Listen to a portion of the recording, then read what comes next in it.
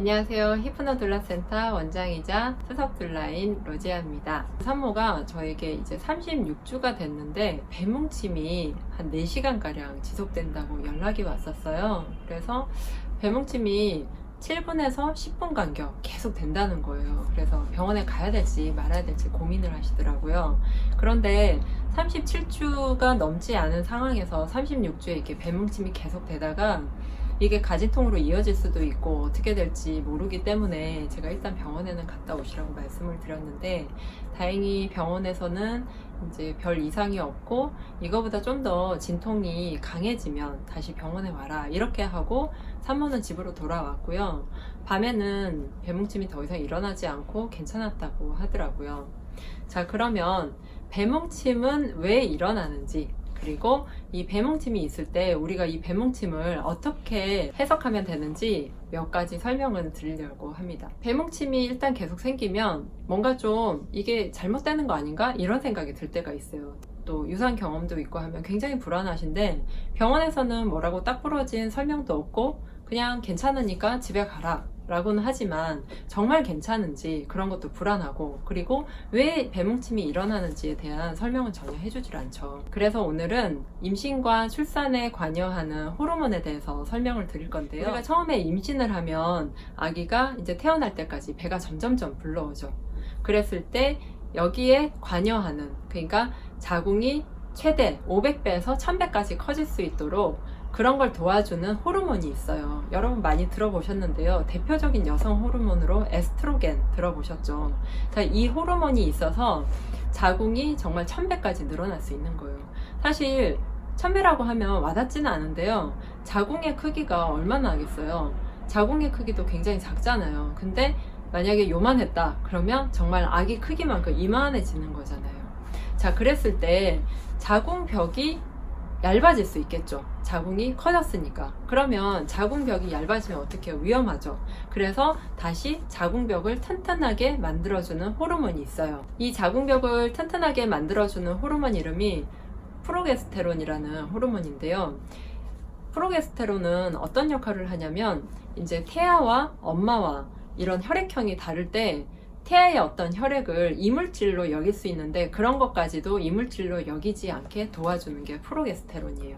그러면 상식적으로 생각해 봤을 때 우리가 출산에 임박하면 프로게스테론은 점점 줄어야 돼요. 프로게스테론이 줄어야 되는 그 시점에 뭔가 이렇게 호르몬 교란이 있을 수 있어요. 배뭉침이라는 거는 자궁의 수축과 달라요. 자궁의 수축에 관여하는 호르몬은 옥시토신인데 이 프로게스테론은 배뭉침을 일으키는 어떤 주범인 호르몬이나 마찬가지예요. 배뭉침은 어떤 자궁 근육의 경직을 의미하고 이거의 교란 때문에 우리가 배뭉침을 겪어요. 근데 보세요. 32주예요. 그러면 배뭉침이 있어요. 만약에 뭐 하루에 뭐 한 10번 이 정도 괜찮을 것 같아요. 그리고 좀 불안해요. 그래서 의사한테 물어봤는데 이 정도에서 뭐 규칙적이거나 계속 이제 이게 이어진다면 조산기로도 이어질 수 있지만 그렇지 않으면 아마 괜찮다고 판단을 할 건데, 만약에 한 36주에 어제 그 산모분처럼 계속 한 4시간 동안 이렇게 이어진다 하면 이거는 꼭 그렇게 나쁘다고 볼 수는 없고요. 몸이 뭔가 준비를 하는 상황이다 이렇게 보시면 돼요. 그래서 배뭉침이 계속 이렇게 이어지다가 경상 같은 경우는 사실 배뭉침에서 시작해서 가진통, 가진통에서 진진통으로 가서 그냥 쭉 출산하는 경우도 꽤 있어요. 제가 지금 관리하는 다른 산모분도 배뭉침이 하루에 10번씩 있다고는 하는데 아직 진통에 걸리진 않았어요. 경사는 제가 전에 다른 유튜브 영상에서도 말씀드렸듯이 모나미 볼펜 있죠. 그거 하나 정도 들어갈 정도의 이 자궁 경부가 열려 있다 보니 2cm는 뭐 배뭉침이 있든 없든 이렇게 열려 있을 수가 있는데 결국 3cm, 4cm 이렇게 쭉 진행이 되려면 가진통이 와야 돼요. 그래서 가진통이 또 진진통으로 가고 해야 아기가 나오고 이제 태반까지도 잘 나올 수 있는. 임신과 출산에 관여하는 또 다른 중요한 호르몬이 있는데요. 20주부터 릴렉신이라는 호르몬이 나와요. 제가 이 릴렉신 때문에 임신 막달 되면 몸살기도 생기고 이렇게 뭔가 손발이 좀 붓기도 하고 한다고 했는데요.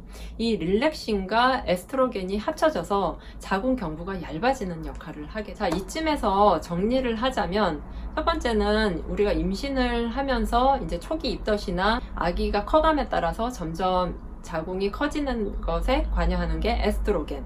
그 커진 자궁 근육의 벽을 두껍게 해서 아기가 안정적으로 잘 그 안에서 클 수 있게 해주는 게 프로게스테론. 세 번째로 릴렉신이라는 호르몬이 에스트로겐과 합쳐져서 자궁 경부가 얇아지고 이게 진통이 계속되면 점점 경부가 열리고 아기가 내려오고 해서 우리가 출산을 할 수 있다는 거. 마지막으로 중요한 건 옥시토신이죠. 자궁 수축에 관여하는 게 결국은 옥시토신인데요. 우리가 병원에서 흔히 맞는 촉진제, 유도분만 이런 거 할 때 그 링거 통해서 놓는 게 다 인공 옥시토신이에요. 그래서 이 인공 옥시토신의 효과를 대체할 수 있는 또 천연 옥시토신이 있겠죠. 그게 뭔가요? 네, 바로 부부 간의 어떤 스킨십 그리고 성관계인데요. 스킨십이나 성관계를 했을 때 산모, 그러니까 아내 입장에서 뭔가 이렇게 오르가즘? 약간 이렇게 흥분 이런 걸 할 때 우리가 굉장히 기쁨에 충만한 상태에서 느끼는 게 옥시토신, 이때 분비되는 게 옥시토신이에요. 그래서 이런 옥시토신이 잘 분비되도록 하면 자궁 수축이 잘 오겠죠. 그 말인 즉슨 임신 막달이 돼서 보통 남편분들이 굉장히 조심스럽다라고 얘기하지만 실제로는 어떤 부부관계나 스킨십을 많이 해주면 해줄수록 산모의 순산을 도와주는 거예요. 아기한테도 좋고요. 그래서 질내 사정이나 이런 것들이 굉장히 많이 도와줘요. 실제로 옥시토신 외에도 여러 가지 또 정자에서 나오는 호르몬들이 있기 때문에 어떻게 보면 천연 촉진제 역할을 한다고 보시면 됩니다. 산과 의사들이 출산을 어려워하는 이유는요, 바로 이러한 다양한 호르몬의 작용 때문인데요. 어떤 호르몬이 어떻게 교란되고 어떻게 나와서 이러한 것들이 어떤 상호작용을 일으킬지, 그리고 우리가 어떤 인공 옥시토신, 촉진제, 그리고 무통에 관여하는 그런 약물을 투입을 했을 때 몸에서 어떤 반응을 일으킬지 몰라서 그런 것들에 대해서 상당히 조심스러워요. 그러니까 가서 뭐 무통 맞고 촉진제 맞고 나오면 그만이지 이렇게 생각하시겠지만 사실 우리 몸은 출산할 때 굉장히 많은 호르몬이 한꺼번에 나오고 그 호르몬이 몸에서 어떻게 작용할지 예측이 안 되기 때문에 출산이 참 어렵고 조심스러운 부분이 있는데요. 오늘의 주제에 좀 더 맞춰서 다시 결론을 내자면 배뭉침이 일어나는 원인은 알 수도 없고 이게 무조건 나쁘다고 할 수도 없어요. 다만 이러한 질문들이 있었어요. 제가 운동을 하라고 보내드렸을 때 배뭉침이 계속 일어나는데도 운동을 지속해야 되나요? 걷기를 하다가 배가 뭉쳤을 때 어떻게 해야 되나요? 이런 걸 질문하셨는데요. 사실 걷다가 배뭉침이 있으면 아무래도 아프죠. 배뭉침이라는 게 근육 경직이다 보니 그런 상태에서 일부러 억지로 이렇게 걸으실 필요는 당연히 없고요. 좀 쉬었다가 후 하고 배뭉침이 좀 가실 때까지, 몸이 편안해질 때까지 좀 쉬었다가 다시 걷거나 하시는 게 좋고, 그리고 꼭 뭐 막달이 아니더라도 배뭉침이 생길 수 있는데 이럴 때는 자세를 좀 더 자주자주 바꿔주시고, 제가 항상 강조하는 이완을 계속해서 해주시는 게 좋아요.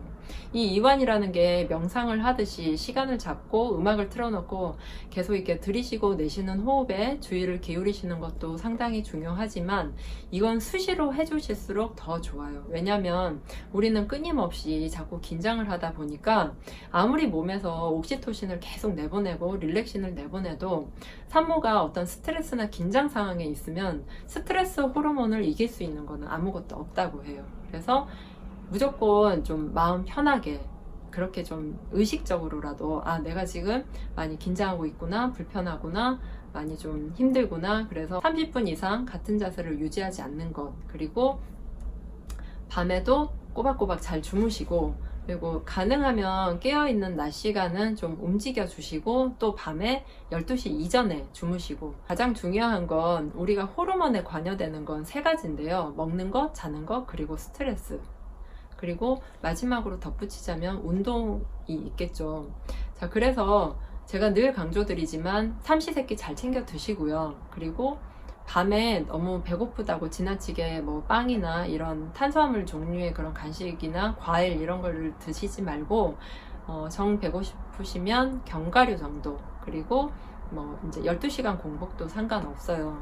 출산 중에는 물론 중간에 드셔도 되지만 출산하기 전에는 이렇게 밤에 뭔가를 드시면 이 위가 제2의 뇌라고 할 만큼 많은 호르몬이 나오기 때문에 이건 역시 호르몬 교란을 일으켜요. 그러니까 내 호르몬, 내 컨디션을 잘 유지하기 위해서는 삼시세끼 잘 챙겨 먹는 거, 그리고 밤에 숙면하면서 주무시는 거, 그리고 마지막으로 스트레스 안 받고 마음 편히 가지시는 거, 그리고 늘 강조드리지만 운동을 꾸준히 하시는 것 정도 말씀드리고 싶어요. 근데 만약 의사가 조산기가 있거나 안정을 취하라고 하면 37주까지는 당연히 안정을 취하시는 게 맞고요. 제가 오늘 알려드린 내용들 참고하셔서 산전관리 잘 하시고 순산하시길 바랄게요.